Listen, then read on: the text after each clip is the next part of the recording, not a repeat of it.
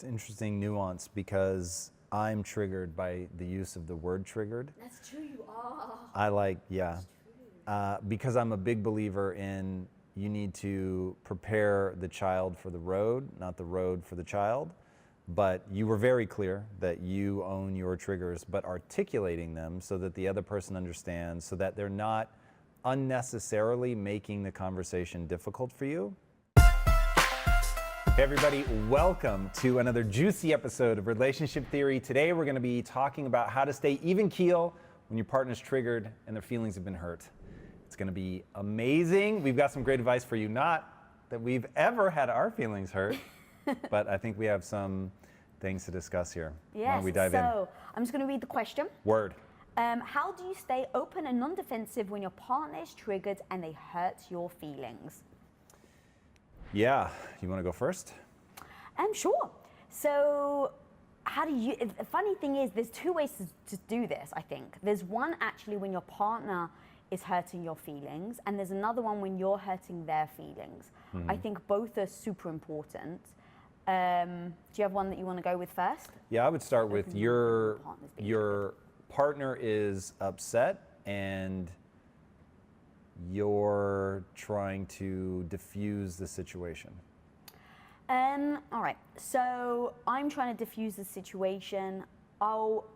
Because we've been together for a long time, we know each other's buttons. And I actually just interviewed Robin McGraw, who has been married to Phil McGraw for 40 Dr. Phil, Dr. that Phil, aren't on first They've been names. together, babe, for 49 years. That's crazy. Here we are going, we've been together for 20, we know everything, 49. It's freaking insane. And one of the things she said that so resonated with me, that me and you talk about all the time, is give over give over your vulnerability so much so that they can use it as a weapon. Like actually they could use it as a weapon, and trust them that they are not going to. And so me and you have absolutely given over all of our triggers. We've told each other what our triggers are. And that's why when I first started, I was like, do we start with our own triggers? Because that actually helps me. Because once you've identified what is my trigger and I explain it to you, you explain your trigger and you explain it to me, then I know in those situations how to handle it. But if you have to guess what the other person's triggers are, it's literally like stabbing in the freaking dark. It's like a love language. Figure out what your love language is, in regards to what is your triggers. And now, how do I not trigger them? Like actually have those discussions.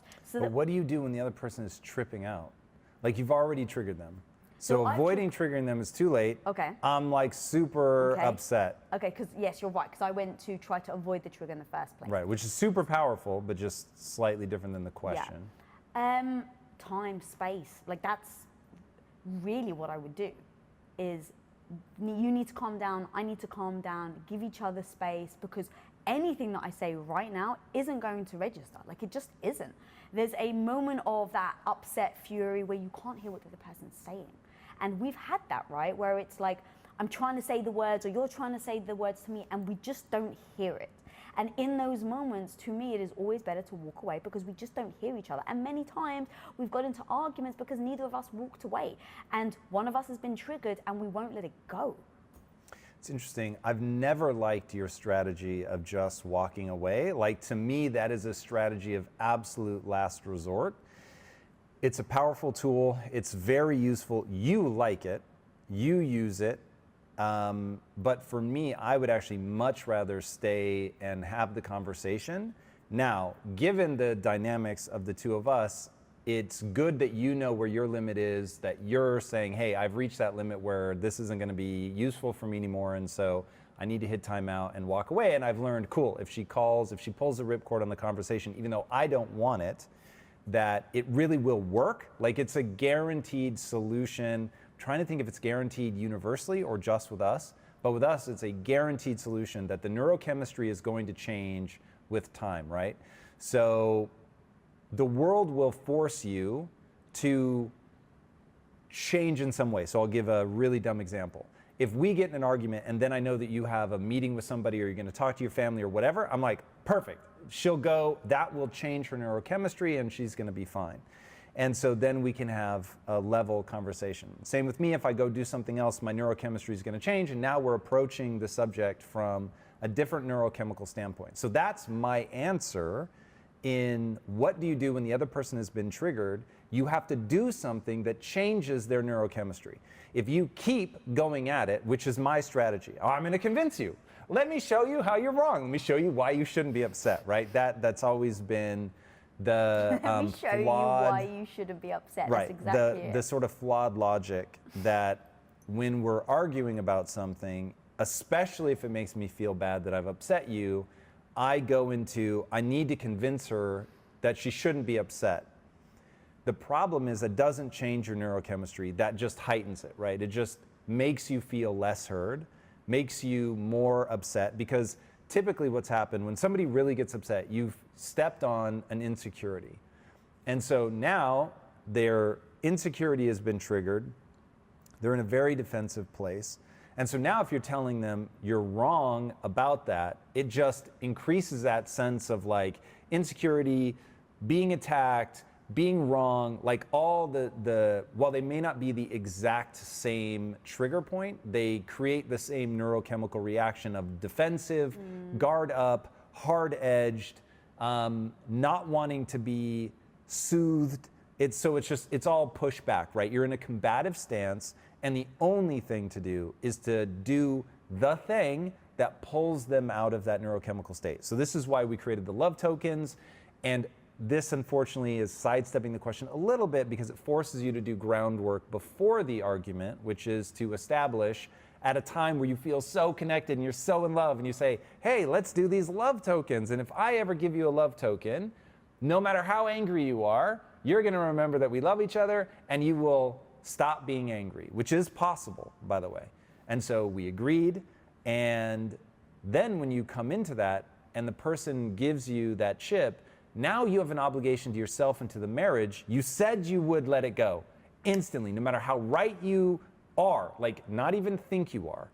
In that moment, when somebody hands you the love chip, even if you are right, which secretly you're probably not, you know what I mean? But like even when to the core of your being you believe, I am right. I have agreed that because I love this person, because I prioritize the love that we share, because I understand, quite frankly, the potency of shifting your state, and because I know that we are capable of state change. Like, because I think people really confuse, I am angry, the anger is justified, therefore it is real, therefore why would I ever want to change my state? It would, in essence, be a lie. And once you understand that isn't true, and that life is just about neurochemical modulation. If you don't believe me, put on your favorite song, and you'll see instantly you get hype. And it's like, if you dance, you can't help but feel differently. It's super fascinating to me.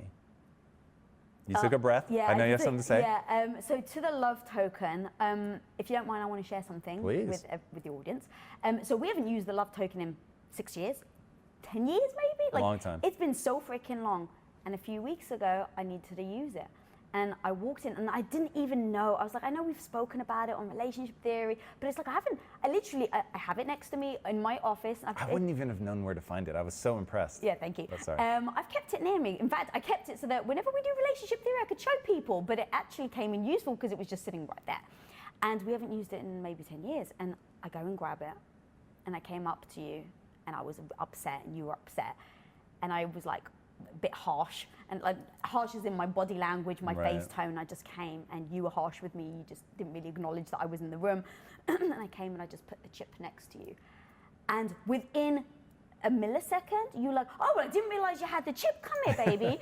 And literally you just flipped it on a dime. It'd been 10 years, but we had agreed on what that token meant. And in that moment, I actually wasn't sure how you were going to perceive it. I wasn't sure because the importance of the chip, we haven't really used it. So is it still as important to you if I haven't reminded you of it? So I didn't know how you were going to react. And when I placed it down and you turned around within a millisecond, you're like, baby, come here. You got the love chip. Come here. Like that.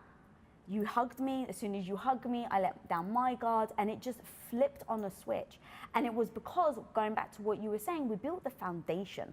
And that's the key for when you're being triggered or you're triggering the other person, to make sure that you've built that foundation in a nice, loving moments so that you're not having the friction when it actually happens. For sure. And so there's two things there. One is on my tombstone, and I don't think a lot about legacy, but the more I spend time in front of a camera, the more I realize the thing that I'm meant, though I don't think of meant to be, but the thing that I'm meant to do in this world is to get people to understand that you're having a biological experience. And that whether it's controlling your diet and your diet's impacting your mood more than you realize, or whether it's just realizing you can decide to feel differently. And that nature, for whatever weird reason, has given us what I call physiological hooks to change your state. That the easy one to explain is if you breathe from your diaphragm, it will relax you. There's no ifs, ands, or buts. There's no person for whom it doesn't work. If you breathe from your diaphragm long enough, somebody has to work with you to help you do it right, but you will calm down. It just is. It is a physiological hook. And in that moment, I knew I could change my state. I needed a reason. There needed to be something, because when you came in the room, I didn't want you to think that I wasn't still bothered. So it wasn't that I wasn't acknowledging you. I looked at you, and it was that I specifically positioned my face and my body language to communicate to you, no, I'm still upset. And then the second piece of this puzzle is that we have, I would say very wisely, given sort of talismanic powers to a talisman. So you give, I don't even, talismanic may not be a word, it's the right linguistic phraseology or the way that you form that word. So a talisman is an object that carries special powers. Got it. So we have imbued certain words and certain things with these powers. And the love token, and I'm sure you found at Hallmark or something, just some cheap little $1.50 thing. Right. We had so $0. it isn't in and of itself objectively this thing has power, but we granted it power because we understand, hey, you can change your brain chemistry, but you need something. You need some triggering event, a word, a phrase, something. Interruption, really, right? It's interesting. So cognitive behavioral therapy, a thing called a pattern interrupt. Exactly. So we needed this thing that would be the pattern interrupt to say, because here's what happens. When you're in an argument and you both believe that you're right, it's going to be a contentious conversation. And it's what we call a dangerous conversation because it could go awry. Somebody could get upset, whatever. And we were arguing over a values conflict, which we have talked before on the show. And in a relationship, there's really nothing super dangerous until you run into a values conflict. Because a values conflict is, I understand your position. You understand my position. I can articulate your position. You can articulate my position. I still think you're crazy. You still think I'm crazy. So now this isn't a misunderstanding. This is I fully understand you and you're wrong. So that's always going to be super dangerous. So the fact that we knew, hey, we're going to have to negotiate through this thing, and it's going to be very difficult. We tried once, which is how we've ended up in these camps where we're both angry. And you bringing the love chip was like, hey, we have something that's bigger than the value that we're colliding over, which is our value of love, state change, commitment to each other. And so it was really, really fascinating. It's like the olive branch. It is exactly an olive branch, but one that has personal meaning to us. Yes. And then as you were talking, I can't remember where I heard this, but it's like the phone. You're in a really bad argument and the phone rings. It's like, I don't get it. Hello. Yes. It's like, if everyone watching right now just laugh because they know they can do it, Right. then they can also pattern interrupt when they're in the middle of an argument. They just have to actively figure out what that interrupt is and make sure that they do it. So the chip is the telephone ringing, right? It's the, oh shit, I need to immediately change state of mind. And so everyone is like, oh, it's easy for you. No, that's I love that example so much. And then one other thing that I do, fairly recently actually, we had had a bit of a tiff, and I was finding myself getting hard, like, and that's what I do because I'm not much of a crier, so I actually harden up instead of get sad, like I get hard.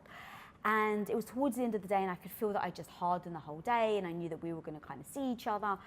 And so I deliberately, before I came to see you, I went, okay, I need to soften, because right now I know that I'm hard. I've done the work on myself to know how I am. And so I went upstairs, I took my makeup off, I tied my hair back, I put my pajamas on, my Wonder Woman pajama bottoms and my big fluffy jumper, and then I went and said hi to you. That's interesting. So I actively worked on softening to change the chemicals in myself so that I could be at a place that when I saw you, you would see that I was looking at you with love instead of with hardness.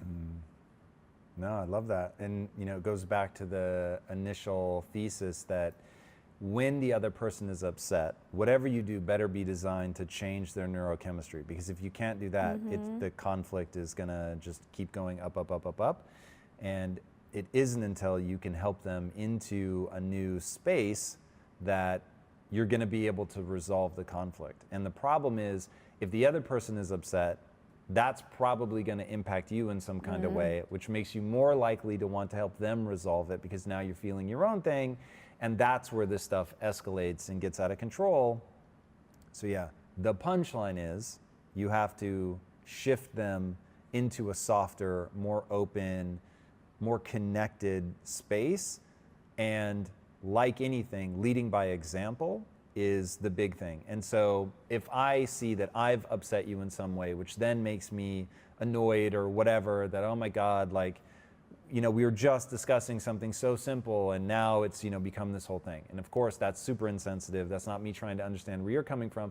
So it's like, if I keep meeting that energy like that, then we're not going anywhere. But if I step into, hey, look, I want to really understand where you're coming from. Let me try to articulate where I think you're at, and let me know if I'm missing something. And I found a lot of times in forcing myself to steel man your argument, I have to step into those nuances. And then it's like, actually, I do get where you're coming from now, and I do see that now. And even if I don't agree that that reaction to it is justified, now that I really understand it, I either have to say, well, I understand it, and yes, that actually is what I mean, and that is where I'm coming from. Or I go, I get why you're reading that, but that isn't what I mean. And even now, I can feel myself like modulating my voice in a different way, changing the way that I'm holding my face, all in ways that are designed to bring us back together. And when I can do that, which of course is not always, but when I can do that and really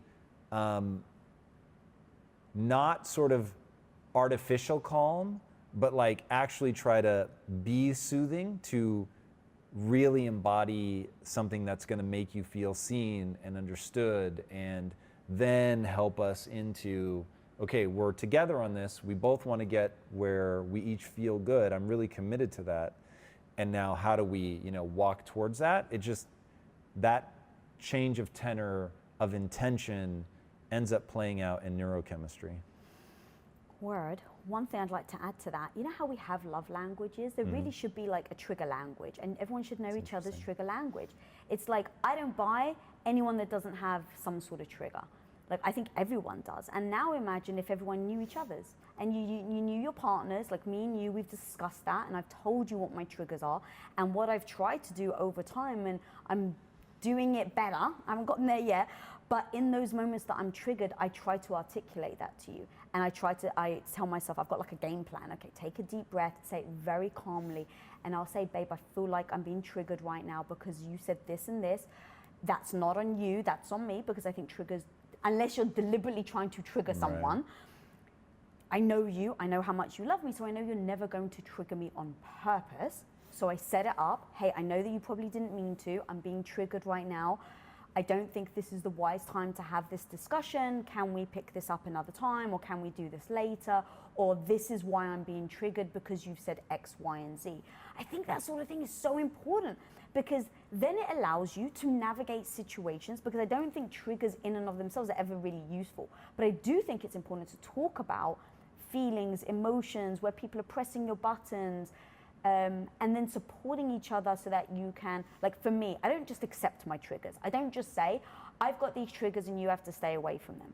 I say, I've got these triggers, I'm working on them, I'm not there yet, but right now, this is what is happening, this is what's triggering me, and I know I'm not there yet, I still need time, but it has triggered me. And just being honest, I don't judge myself for that. You've been very sweet and you don't judge me for that. And so I think over time, I'm able to work through my trigger because I have that support system in you that wants to see me get better, that wants to see me do good. And I don't like that as an excuse, if you will, in an argument. I'm being triggered, like I just don't like that. I want to come at a disagreement with utter clarity and sobriety. And I can't do that when I get triggered. It's an interesting nuance because I'm triggered by the use of the word triggered. That's true, you are. I like, yeah. That's true. Because I'm a big believer in you need to prepare the child for the road, not the road for the child. But you were very clear that you own your triggers, but articulating them so that the other person understands, so that they're not unnecessarily making the conversation difficult for you. And that certainly is a sign of respect. It's one of those things that if you were to do it to me, where you were doing something that I've told you 1,000 times, like that really bothers me, at the same time, I don't feel that it's useful for me to get annoyed with you for doing the thing that triggers me. I would try to remind myself that it doesn't serve me to get freaked out by something. And so I'm not going to come after you for the use of that thing, but hopefully each person in the discussion isn't going, hey, I want to make this as hard as possible. And so I'm going to drag you into the place that I know that you're super frustrated by. Yeah, we handle it differently because for me, I'm working through it. I'm not there yet. I don't feel badly about it. I'm giving myself the grace to grow and learn. I'm proud of myself for trying to change and improve myself and working on it. But if I'm not there yet, I'm not there yet. And I can't just shut down that internal negative voice. I wish I freaking could. I just can't. So because I can't, I just vocalize out loud that I know I shouldn't be triggered, but I am. And Sure. That to me just gives me a word. So whether you like the word triggered, I could use a different word, which is fine No, actually. no. If actually you want me to use a different word, I actually don't mind that at all. Just let me know what word is doesn't trigger your trigger. But I mean, the sort of predictable response for me is, I own that. So I don't think you should have And to worry that's- about that. It's like, I understand the concept. I know what you're trying to get across. And so for me to say, you shouldn't use a word because it bothers me, that you're just making things unnecessarily complicated. We all have our weird idiosyncrasies, but and I mean, now we're in danger of sort of scope creep of the conversation, but if you go, oh, I have all these things about me and my partner just needs to fucking suck it up and deal with them, like you are creating a nightmare for yourself. If on the other hand you go, okay, look, like you said, I don't, and I won't say I shouldn't be XYZ, I'll just say it's either useful, meaning it moves me towards my goals, or it's not useful, meaning it moves me away from my goals. So if your goal is high-level communication that's very effective and you're not getting annoyed and you guys can both reach to navigate that decision-making tree to get to a decision that works for both of you, it isn't useful to be triggered. So that's how I judge the things in my life. Either this is useful or it's not. And if it's useful, then I'm gonna say, hey, you should just deal with all of my triggers, but that isn't useful, I promise. And so for that reason, I take that on myself. For that reason, you always do your best not to trigger me, and the same, right? For my own sake, as well as yours, I'm trying to avoid the things that I know are upsetting. But at the same time, I would expect you to be doing the work to try to get better at that over time. Word. All right. Man, talk about important and powerful ideas. There are things that you can do to pattern interrupt in your life, to take your partner to a place that changes their neurochemistry, de-escalates the issue. And if you work on that and own that and get better at that over time, it doesn't get harder as you go, it gets easier. And that is certainly what we hope for all of you guys. So hopefully you will take this information, know that there's more amazing information coming for you, and subscribe. And until next time, my friends, build an amazing relationship. Take care. I can't believe we haven't figured that out yet. That's close enough.